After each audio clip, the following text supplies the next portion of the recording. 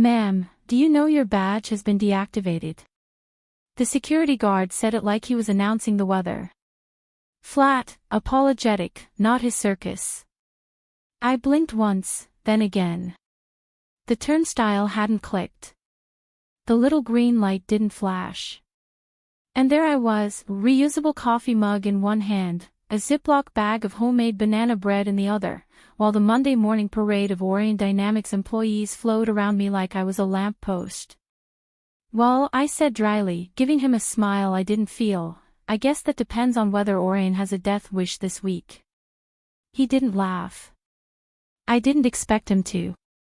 It wasn't the first time I'd been invisible. 9 years at Orion, and I'd written contracts that kept the lights on. Structured licensing deals that protected patents worth 8 figures. Buried enough firewalls into joint ownership clauses that our most valuable intellectual property, Project Obsidian, was practically Fort Knox in PDF form. And yet, to everyone above the 4th floor, I was just legal ops. An email signature. A name on red lines. Someone you CC'd at the end of a deal, if you remembered. I hadn't started in law. No, I clawed my way out of the beige graveyard of accounting spreadsheets, fighting for years to get into licensing. Licensing was where the real power lived. Details weren't bullet points. They were weapons. I wasn't flashy.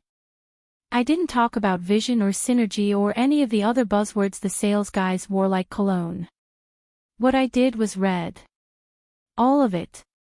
Every contract, every footnote, every revision. That was why Project Obsidian had been my crown jewel. A spiderweb of patents, development notes, triggers, and royalty escalators so complex only I and our outside counsel had fully mapped it. At its peak, it brought Orion $12 million a quarter.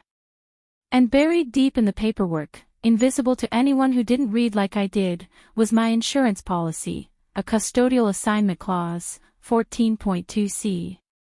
Drafted, negotiated, and quietly signed by both Orion and our overseas partner years ago. A clause that made me, not the company, not the department, me personally, the final assignee on any transfer of Obsidian's core assets. Not that anyone noticed. Not until Daniel Mercer arrived. Daniel walked into Orion like a man who had just fired God and planned to run the universe with a Bluetooth headset and a whiteboard. He was tan in that try-hard California way, like he'd been marinated in LinkedIn filters and protein powder. His shoes looked too expensive to walk in. His handshake lasted half a second too long. And his first sentence in the all-hands meeting was, "I didn't come here to make friends. I came to modernize." Someone actually hooped. I reached for Tylenol. Daniel was Orion's new VP of Strategic Operations, which near as anyone could tell meant high-functioning chaos monkey with PowerPoint privileges. Hired straight from some VC firm that had been peddling blockchain dog collars or whatever garbage Silicon Valley was inhaling that quarter. His resume was long on exits, short on substance. The man could sell a bicycle to a fish. He couldn't read a contract to save his life. Everywhere he went, heads rolled. Accounting gutted. HR merged into something called people optimization. Facilities outsourced to a startup app. Legal, my division, rebranded as process risk. But the worst was his so-called asset cleanse. He printed spreadsheets like a general staging a coup. Portfolios, patents, licenses, all labeled with traffic light colors. Obsidian, our most lucrative, labyrinthine IP, was marked bright red. Legacy bloat, Daniel called it. Operational anchor. Fat ripe for trimming. I asked for a meeting. Got 50 minutes in a glass-walled conference room next to the espresso bar he'd installed. I showed up with a thick folder, every clause, every rider, printed, tabbed, labeled. Daniel didn't even open it.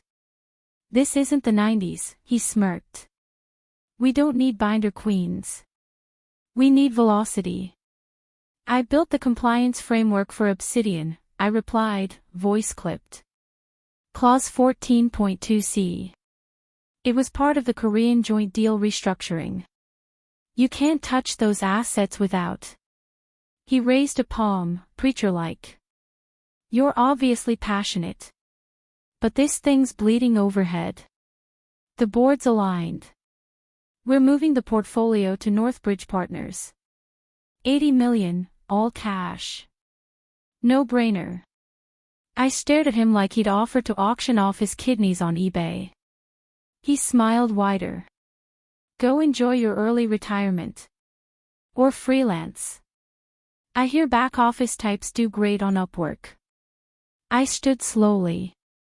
No yelling. No scene. I tapped the folder once. You might want to read what you're about to sell. And I walked out. That night at my kitchen table, I opened my personal laptop. Pulled up clause 14.2c from memory.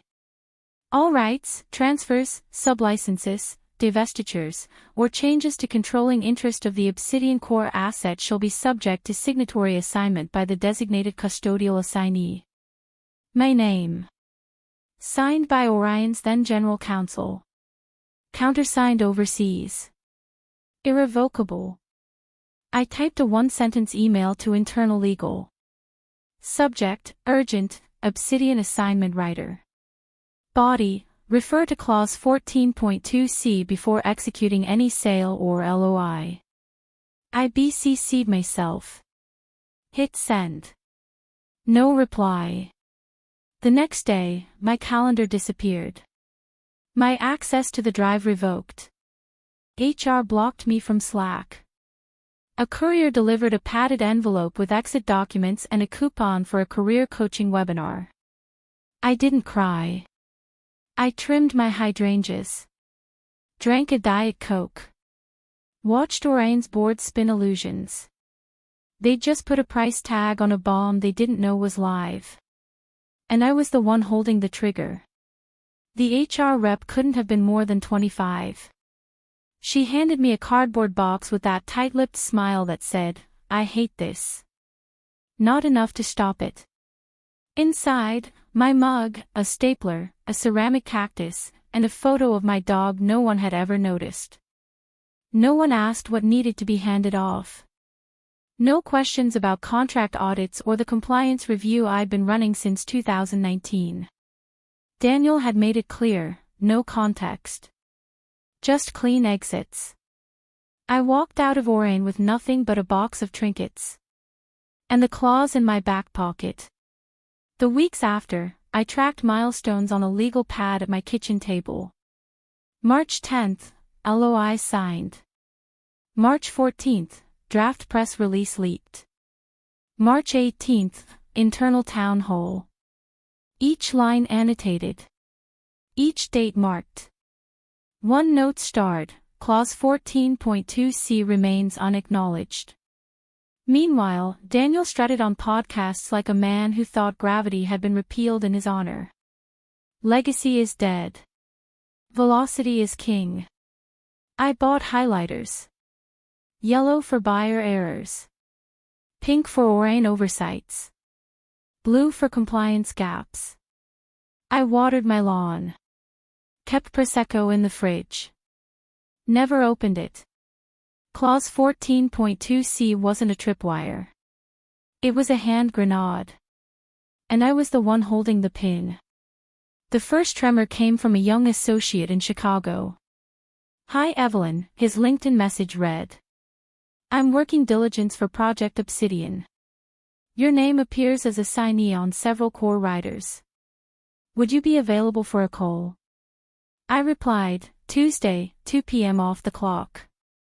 He looked competent but exhausted, ficus dying in the background. There's a recurring notation, he said.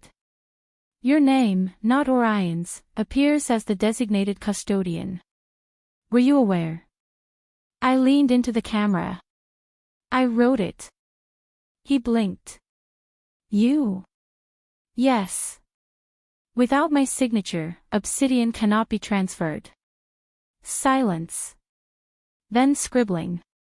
His poker face cracked. Our client was not informed. I'm aware. That was the moment. The flare. The buyers had hit the tripwire. The next meeting wasn't in a boardroom. It was a coffee shop. Richard Hale, senior counsel for Northbridge Partners, crisp suit, no tie. He didn't order coffee. There's a clause, he began, voice low. 14.2c, requires custodial assignee signature. Yes. And the name listed is yours. That's correct. How was that approved? It was necessary, I said. The Korean dispute required a neutral custodian. Both legal teams appointed me. Irrevocable. Richard shuffled annotated pages like they might rewrite themselves overnight. They already signed the LOI, he muttered. Yes, I said evenly. Without my signature, the transfer is invalid. Any licensing derived from it is exposed to clawback litigation, including punitive breach. He studied me. Will you sign? No. Is there a number? I'm not negotiating. This isn't about money. It's about validity. He exhaled through his nose. Quicksand realization. We'll be in touch. They scheduled the big coronation meeting a week later. Glass walls. Skyline view. Catered arrogance. Daniel was pacing, sleeves rolled, blazer tossed aside, grin plastered on his face. We're accelerating Orion's strategy. Legacy weight cut. Clean portfolio. I slipped in quietly. Sat at the back beside Richard. Daniel's eyes flicked to me. He blinked, then kept talking, louder now. But Samantha Price, Northbridge's lead counsel, raised a hand. One issue remains. Clause 14.2c. It references an individual assignee. We need confirmation it no longer applies. Daniel waved her off. Old boilerplate. A footnote. Samantha's gaze didn't move. The name listed is Evelyn Ross. Is that correct? Daniel's smile stiffened. Former legal ops. Minimal involvement. We let her go months ago. Ms. Ross? Samantha asked. The room turned. I raised my hand. Calm. Bored. I am the assignee. Silence. Daniel gave a sharp laugh. She thinks she's the assignee. But that clause. Samantha cut him off. It's active and binding. Confirmed with both parties. Daniel froze.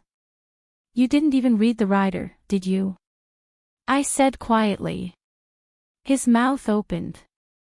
Nothing came out. Samantha slid a highlighted page across the table. We'll need Ms. Ross's written approval before proceeding. I held up empty hands. No pen. And finally, I spoke the words that dropped like a steel door. I do not approve this sale. By noon, Northbridge was gone. No counters. No delay tactics. Just a silent exodus. Daniel sat alone in the glass room, staring at my name in black ink like it might change itself if he glared hard enough. Upstairs, the board was in emergency session.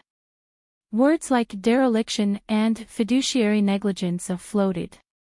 No one said Daniel's name. They didn't have to. The next morning, Orion issued a bland announcement, leadership transition as part of evolving strategy. We thank Daniel Mercer for his contributions.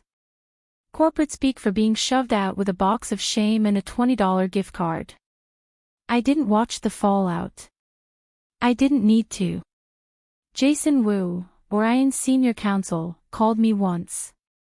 His voice was low, tired, respectful. Read it. All of it, he said. You wrote it perfectly. That was enough.